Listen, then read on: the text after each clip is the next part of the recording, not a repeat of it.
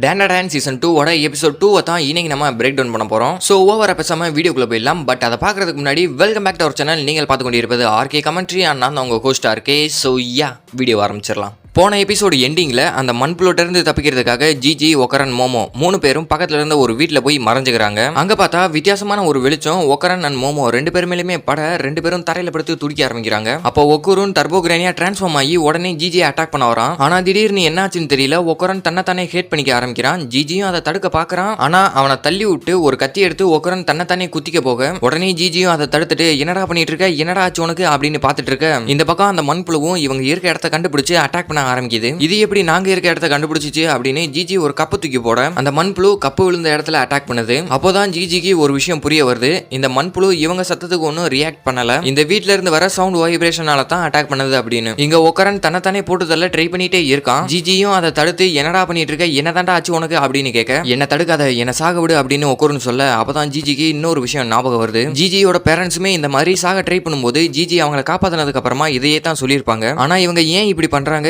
இவங்களுக்கு என்னதான் ஆச்சு அப்படின்னு ஒரு மண்ணு நம்ம ஜிஜிக்கு புரியல. இந்த பக்கம் மோமோ ஒரு கண்ணாடி எடுத்து அவ வகுத்திலேயே குத்திடுறான். ஆனா அங்க டர்போகிரானி இருந்தனால மோமோக்கு ஒன்னும் ஆகல. இருந்தாலும் மறுபடியும் குத்த ஆரம்பிக்கிறான். டர்போகிரானியும் டே லூசு பையில ஏதாவது வச்சு இவங்களை கட்டி போடுறான் அப்படின்னு சொல்ல, ஜிஜியும் டக்குனு 2 பேத்தையும் கட்டி போட்டு இவங்களுக்கு என்னதான் ஆச்சு அப்படின்னு கேட்க, அந்த மண்புழுட்ட இருந்து வர பிசிக்கல் வேவ்ஸ் தான் இவங்களை இப்படி பண்ண தூண்டுது அப்படின்னு சொல்லும். ஆனா அந்த பிசிக்கல் வேவ்ஸ் ஜிஜியை மட்டும் ஒன்னும் பண்ணாது. அது எப்படின்னு தெரியல. இங்க மோமோவும் கையை கட்டி போட்டதுனால அவளோட பவர்ஸை யூஸ் பண்ணி சாக ட்ரை பண்ணிட்டு இருக்கா. ஒரு பக்கம் மண்புழு குறைச்சல் கொடுக்க, இன்னொரு பக்கம் ஒக்கரனும் மோமோவும் சாக ட்ரை பண்ண ஜிஜிக்கு என்ன பண்றதுனே தெரியாம முழிக்க ஆரம்பிக்கிறான். இதுக்கு மேலேயும் சரி வராதுன்னு 2 பேருமே தூக்கிக்கிட்டு அங்கிருந்து கீழே தப்பிச்சு ஓட ஆரம்பிக்கிறான். அந்த மண்புழுவும் விடாம அட்டாக் பண்ண ஜிஜி ஒரு இடத்துல ஸ்லிப் ஆகி கீழே விழுந்துடுறான். அந்த கேப்லயும் 2 பேரும் மேல இருந்து கீழே விழுக பார்க்க ஜிஜியும் உடனே போய் அவங்களை கீழே விழுகாம பிடிச்சி தயவு செய்து இதுல இருந்து வெளியே வாங்கடா அப்படின்னு சொல்ல, இந்த பக்கம் அந்த மண்புழு இவங்க முன்னாடி வந்து நிக்குது. அவ்வளவுதான் முடிச்சுட்டீங்க அப்படின்னு நினைக்க திடீர்னு பர்பிள் கலர் ஒளியோட யாரோ அவங்க முன்னாடி வந்து நிக்கிறாங்க. டேய் நீ யாரா புதுசா அப்படின்னு பார்க்க, இங்க அந்த பர்பிள் கலர் வெளிச்சம் ஒக்கரன் அண்ட் மோமா மேல பட்டதுனால அவங்க திரும்பவும் நார்மல் ஆயிடுறாங்க. அந்த மண்புழுட்ட இருந்து வர வெளிச்சமும் இப்ப வந்திருக்க இருந்து வர வெளிச்சமும் மத்தவங்களை பைத்தியமாக்கி சாக தூண்ட வைக்க தான் ட்ரை பண்ணுது.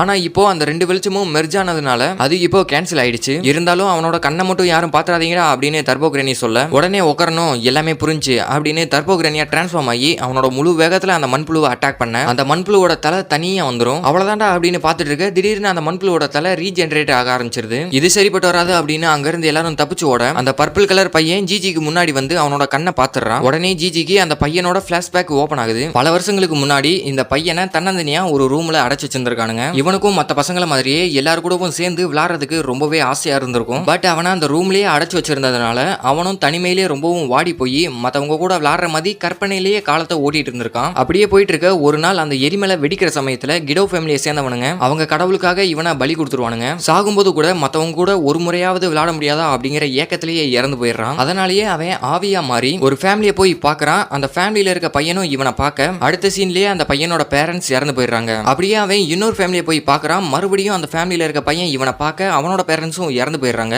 இவனுக்கும் என்ன நடக்குது அப்படின்னு ஒண்ணுமே புரியாம மறுபடியும் இன்னொரு ஃபேமிலியை போய் பார்க்கறான். அப்பவும் இவங்கிட்ட இருந்து வர வெளிச்சத்தினால அந்த பேரண்ட்ஸ் இறந்து போயிடுறாங்க. இப்படி திடீர்னு இறந்து போறதை பார்த்துட்டு இருந்த அந்த கிடோ ஃபேமிலி ஆட்களும் அவங்களோட வில்லேஜை காப்பாற்றணும் அப்படின்றதுக்காக இறந்து போனவங்க வீடு எல்லாம் புதைக்க ஆரம்பிக்கிறாங்க. ஈவன் அந்த ஃபேமிலியில மீதி இருந்த அந்த பையனோட சேர்த்து தான் ஆவியா இருந்த இந்த பையனும் அவனை காப்பாற்ற ட்ரை பண்றான். பட் அவன் ஆவியா இருந்தனால எதையும் தொட முடியல. அங்கிருந்து தான் அவனுக்கு பயங்கரமான கோபம் ஏற்பட்டு இதுக்கெல்லாம் காரணமானவங்கள போட்டு தள்ளாம விட மாட்டேன் அப்படின்னு முடிவெடுக்கிறான். அப்படியே அங்க பிளாஷ்பேக் கட் ஆக இங்க மோமோ ஜிஜி மேல இருந்து அவனை பிரிக்க ட்ரை பண்ணிட்டு இருக்கா. ஆனா ஜிஜியும் நீங்க நினைக்கிற மாதிரி இவன் கிடையாது, இவன் ரொம்பவுமே கஷ்டப்பட்டு இருக்கான் அண்ட் இவன் ரொம்பவுமே நல்லவன் தான் அப்படின்னு அவனோட பாடி இருக்க இடத்த நோக்கி ஓட ஆரம்பிக்கிறான். மோமோவும் எங்கடா போயிட்டு இருக்க அப்படின்னு ஜிஜியை ஃபாலோ பண்ண ஆரம்பிக்கிறா. இவங்க கீழே போக போக பில்டிங் வேற பழசாயிட்டே போயிட்டு இருக்கு. கடைசியா அடியில இருக்க ஒரு வீட்டுல ஜிஜியும் அந்த பையனோட உடம்பு இருக்க இடத்த கண்டுபிடிச்சிடறான். இவ்வளவு காலங்களா நீ இங்க மாட்டிட்டு இருந்திருக்க அண்ட் என்னை காப்பாத்திட்டு இருந்ததும் நீ தானா அப்படின்னு நினைச்சு அவன் கிட்ட போறான். இங்க டர்போகிரானியும் அவன் பக்கத்துல நீ போகாத, அவன் ஒன்னும் நீ நினைக்கிற மாதிரி ஒன்னும் கிடையாது, அவன் ஹியூமன்ஸை போட்டு தள்ளுற ஒரு யோன் காய்டா, அவனுக்கு நீ பாவம் பார்க்காத அப்படின்னு எவ்வளவோ சொல்லி பாக்குது. இங்க மோமோக்கு இவங்க எதை பத்தி பேசிட்டு இருக்காங்க அப்படின்னு ஒண்ணுமே புரியாம முழிச்சிட்டு இருக்கா. இந்த பக்கம் அந்த மண்புழு வேற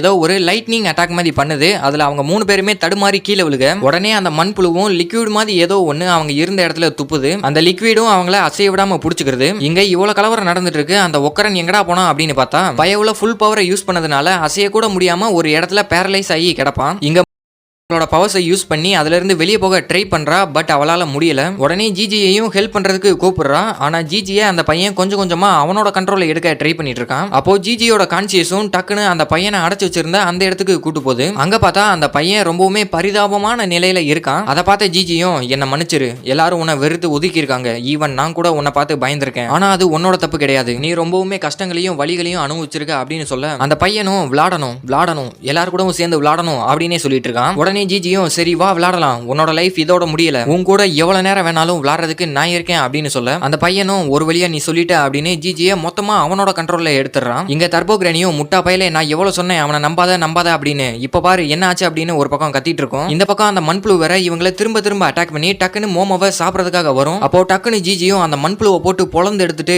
ஒரு வழியா எனக்கான உடல் எனக்கு கிடைச்சிருச்சு, இனிமே எல்லாத்தையும் போட்டு தள்ளுறதுக்கான நேரம் வந்துருச்சு அப்படின்னு சொல்லுவான். இங்க மோமோவும் தர்போகிரானியும் ஜிஜி ஈவிலையா மாறினதை பார்த்து பயங்கரமா ஷாக் ஆகி நிக்க உடனே அவனும் மோமோவை அடிச்சு பறக்க விட்டுறான். மோமோவும் அதை அவளோட பவர்ஸை யூஸ் பண்ணி தடுக்கிறத பார்த்துட்டு உன்கிட்ட வித்தியாசமான பவர்ஸ் இருக்கா, அண்ட் நீ ஒரு யோன்கைய வேற அடிமையா வச்சிருக்கியா அப்படின்னு சொல்லிட்டு இருக்க மோமோவும் டேய் ஜிஜி பைத்திய மாதிரி ஏதாவது பண்ணுவியடா, அது மாதிரி பண்ணி இவனோட கண்ட்ரோல்ல இருந்து வெளியே வாடான்னு சொல்ல அதுக்கு அவனும் நீ யார்ட்டமா பேசிட்டு இருக்க, இனிமே இந்த வெசில் என்னோடது, அது மட்டும் இல்லாம மனுஷங்களுக்கு நரகனா என்னன்னு காமிக்க போறேன் அப்படின்னு சொல்லிட்டு இருக்க இந்த பக்கம் அந்த மண்புழு வேற திரும்ப திரும்ப இவங்களை அட்டாக் பண்ண ஆரம்பிக்குது. அந்த ஈவிலையும் அதை தடுத்துட்டு இங்க இருக்க ஒவ்வொரு வீடும் சபிக்கப்பட்டிருக்கு, அண்ட் இந்த வீட்டுல இருந்த எல்லாரோட வெறுப்பும் ஒருபோதும் நீங்காது, அதுக்காக நான் பழி வாங்குவேன் அப்படின்னு சொல்லிட்டு அவனோட பவர்ஸை யூஸ் பண்ணி ஒரு பந்து மாதிரி ஒன்ன உருவாக்கி அந்த மண்புழுவை போட்டு பொளந்தெடுக்க ஆரம்பிக்கிறான். வலி தாங்க முடியாம அந்த மண்புழுவும் இவங்க கூட சண்டை போட முடியாது அப்படின்னு அங்க இருந்து தப்பிச்சு ஓடிடுது. இங்க மோமோக்கு இங்க என்ன நடந்துட்டு இருக்கு அப்படின்னு ஒண்ணுமே புரியல. ஜிஜிக்கு என்னதான் ஆச்சு, அவன் ஏன் இப்படி மாறினா அப்படின்னு கேட்க அதுக்கு தர்போகிரானியும் உனக்கு இன்னுமா புரியல, உங்க பாட்டி ஏற்கனவே ஏகப்பட்ட தடவை சொல்லியிருக்காங்க ஜிஜி ஒரு அதி மேதாவி அப்படின்னு, அது மட்டும் இல்லாம அவனுக்குள்ள இருக்க ஸ்பிரிச்சுவல் பவர் அளவுக்கு அதிகமாவே இருக்கு, அதனால தான் ஜிஜியை அந்த ஈவிலை ஒரு பர்ஃபெக்டான வெசிலா டார்கெட் பண்ணி சூஸ் பண்ணிருக்கு, அண்ட் எனக்குமே அவனை பொசஸ் பண்ணணும் அப்படின்னு தோணுது அப்படின்னு சொல்லும். ஆனா ஜிஜி ஸ்கூல் டைம்ல எல்லாம் இவன் இப்படி இருந்த மாதிரி எனக்கு தோணலையே அப்படின்னு கேட்க எல்லாருக்கும் அவங்களோட பவர்ஸை அவேக்கன் பண்றதுக்கு கொஞ்சம் டைம் எடுக்கும், நம்ம மோமோவுமே ரீசெண்டா தானே அவளோட பவர்ஸை அவேக்கன் பண்ணிருப்பா, அந்த மாதிரி ஜிஜிக்கு இப்போதான் அவனோட பவர்ஸ் அவேக்கன் ஆயிருக்கு அப்படின்னு தர்போகிரானி சொல்லும். ஆனா எது எப்படியோ